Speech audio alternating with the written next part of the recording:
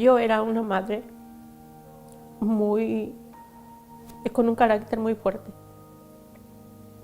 Por lo mismo de ese carácter, yo sentía que hubo el momento en que yo sentí coraje por mis hijos y pasar por mi mente, por estar aquí con ellos, yo no puedo estar bien.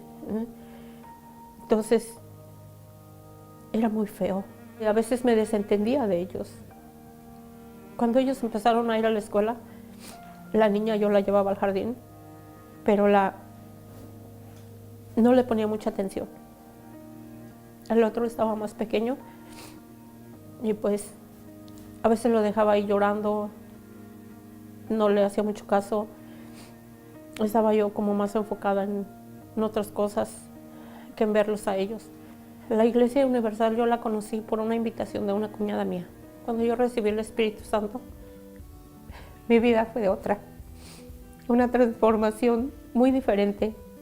Todo ese coraje, todo ese odio y rencor que traía yo por dentro, se fue. Se fue como, no sé cómo decirlo, pero como si una mano me hubiera limpiado todo. Que se fue ese coraje, ese rencor.